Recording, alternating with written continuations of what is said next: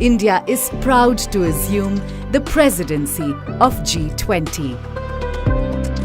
G20 no more exist. क्या हुआ? Shock? आप सोच रहे होंगे कि अभी तो ये इवेंट कंक्लूड हुआ था। इतने सारे लीडर्स आए थे अलग अलग कंट्री से और टीवी और सोशल मीडिया पर सिर्फ G20 छाया हुआ था। तो फिर ऐसा क्या हुआ? तो हुआ ये है कि G20 अब G21 बन गया है and the newest member is African union. African union को G20 की स्थायी सदस्यता दी जाए। अफ्रीकन यूनियन का G20 का एक मेंबर बनना इंडिया के लिए एक बहुत बड़ी जियोपॉलिटिकल विक्ट्री है। कैसे, ये हम वीडियो में आगे डिस्कस करेंगे। बट फिर आपके दिमाग में ये सवाल आ रहा होगा कि G20 है क्या और क्यों बना? इंडिया इस साल G20 का होस्ट और प्रेसिडेंट था, बट इस G20 की प्रेसिडेंसी से इंडिया को क्या मिलेगा, ये सब जानेंगे इस वीडियो में। वीडियो को एंड तक जरूर देखें। बट वीडियो में आगे बढ़ने से पहले आपके लिए एक सवाल, क्या आप बता सकते हैं कि G21 का अगला प्रेसिडेंट कौन है? अपने आंसर्स आप हमें कमेंट सेक्शन में बताएं। G20 का फॉर्मेशन 1999 में हुआ, बट उसके पहले ऐसा ही एक बॉडी G7 के नाम से था।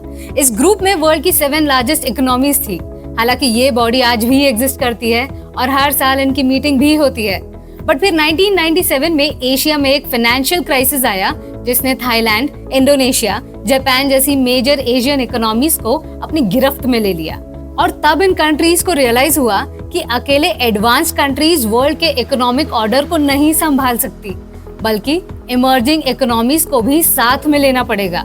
और फिर G20 का फॉर्मेशन हुआ। शुरू में G20 के एनुअल मीटिंग्स में finance ministers and central bank के गवर्नर्स ही मिलते थे।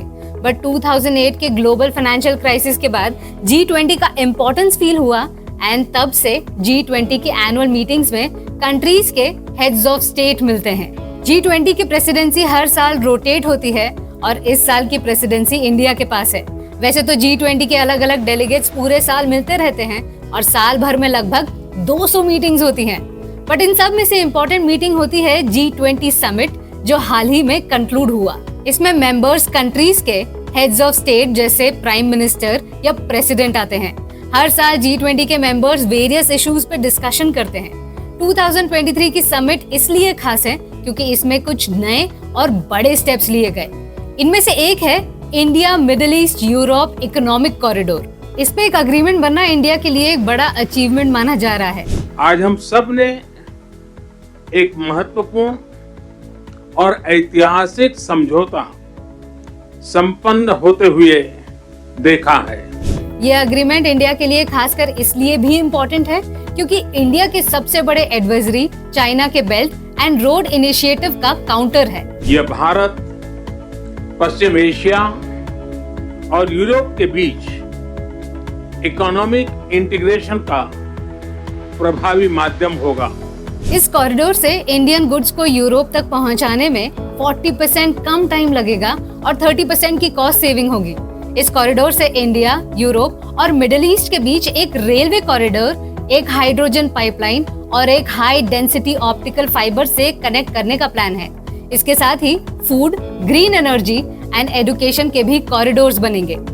G20 2023 एडिशन का दूसरा इम्पोर्टेंट हाईलाइट है ग्लोबल बायोफ्यूल अलायंस। इस अलायंस पे काम काफी टाइम से चल रहा था और इस साल इसे फॉर्मली लॉन्च किया गया।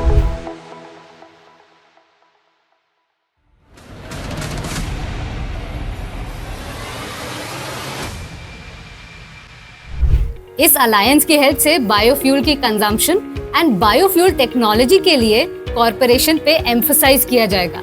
इस अलायंस के लिए अभी 19 कंट्रीज ने अग्रीमेंट साइन किया है।